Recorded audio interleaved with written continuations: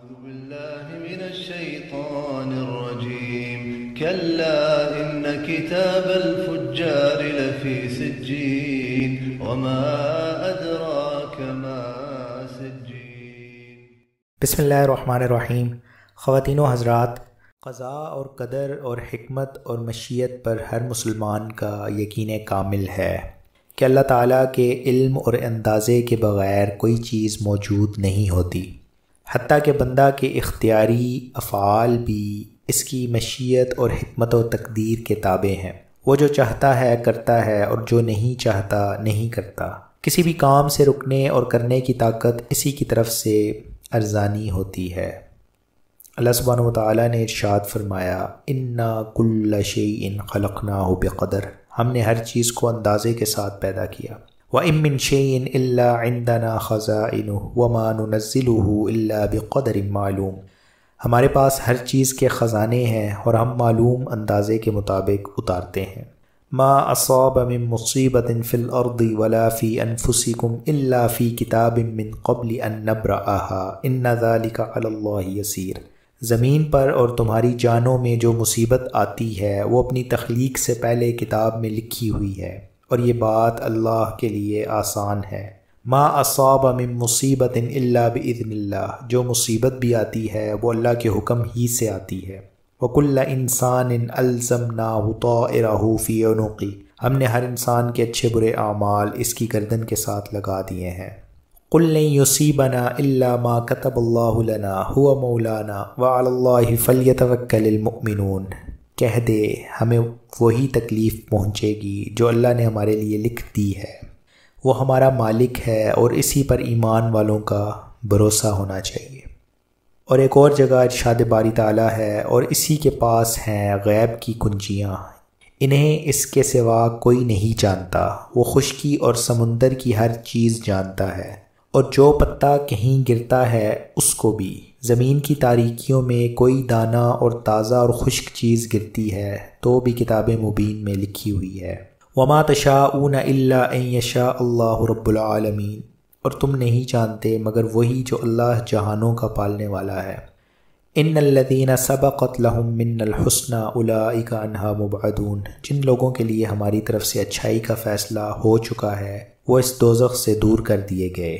ولولا اذ دخلت جنتک قلت ما شاء اللہ لا قوة الا باللہ، جب تو اپنے باغ میں داخل ہوا تو یہ کیوں نہیں کہا کہ جو اللہ چاہے، اللہ کے بغیر کسی کے پاس طاقت نہیں۔ وما کان لنہتدی لولا ان ہدانا اللہ، اگر ہمیں اللہ ہدایت نہ دے تو ہم ہدایت نہیں پا سکتے۔ تقدیر الہی کے بارے میں رسول اکرم صلی اللہ علیہ وسلم کا بیان انتہائی واضح ہے۔ انسان 40 دن ماں کے رحم میں پڑا رہا، پھر اتنی ہی مدت جمع ہوا گوشت، اور پھر گوشت کے لوتھڑے کی طرح 40 دن۔ اس کے بعد اس کی طرف فرشتہ بھیجا جاتا ہے جو اس میں روح ڈالتا ہے، اور جو 4 باتوں کا فیصلہ ہوتا ہے، روزی، زندگی، عمل، اور یہ کہ بد کردار ہے یا سعادت مند۔ ایک انسان جنت کے کام کرتا ہے اور اس کے قریب ہو جاتا ہے، پھر لکھے ہوئے کی صداقت ظاہر ہوتی ہے اور وہ جہنمیوں کے کام کرنے لگ جاتا ہے، پس وہ جہنم میں داخل ہو جاتا ہے۔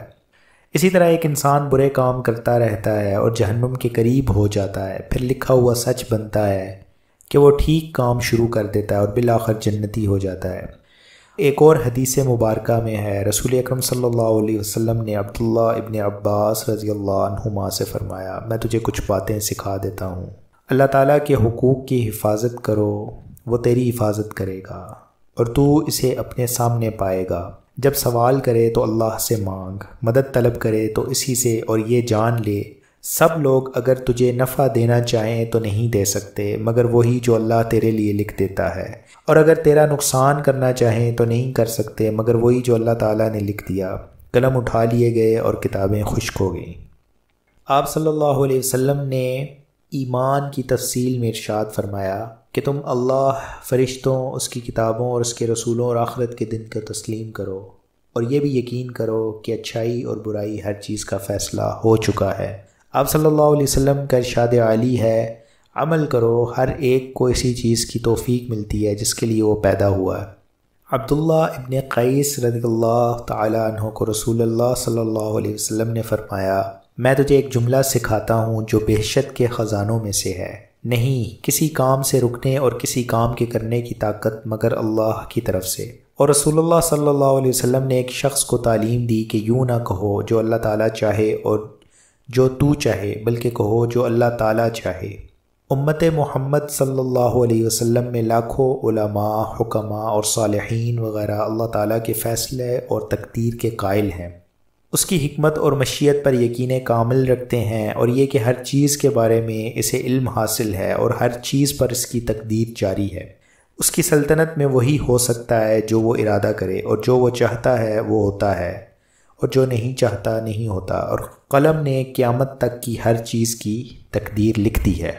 قضاء اور قدر، مشیت و حکمت اور ارادہ اور تدبیر میں سے عقل کسی کا انکار نہیں کرتی، بلکہ عقل سے ان کا اثبات ہوتا ہے، اور ہم اس کائنات میں اس کے واضح مظاہر دیکھتے رہتے ہیں۔ اللہ تعالیٰ اور اس کی قدرت کاملہ کا یقین اس کے قضاء اور قدر اور حکمت و مشیت کا متقاضی اور اس کا مستلزم ہے۔ ایک انجینئر چھوٹے سے کاغذ پر ایک محل کا نقشہ بناتا ہے اور اس کی تعمیر کا وقت متعین کرتا ہے اور اس پر کام شروع کر دیتا ہے۔ معین مدت میں ہی وہ محل بغیر کمی و بیشی کے صفحہ ہستی پر نمودار ہو چکا ہوتا ہے۔ اللہ جل شانہ نے عالم کی تقدیر لکھ دی ہے۔ اس کی قدرت اور علم کاملہ سے اس کی تقدیر کے مطابق یہ عالم چل رہا ہے۔ مقدار، کیفیت، زمان اور مکان میں کوئی معمولی بھی فرق نہیں آ سکتا، اس لیے کہ وہ ہر چیز پر قادر ہے۔ وآخر دعوانا ان الحمد للہ رب العالمین۔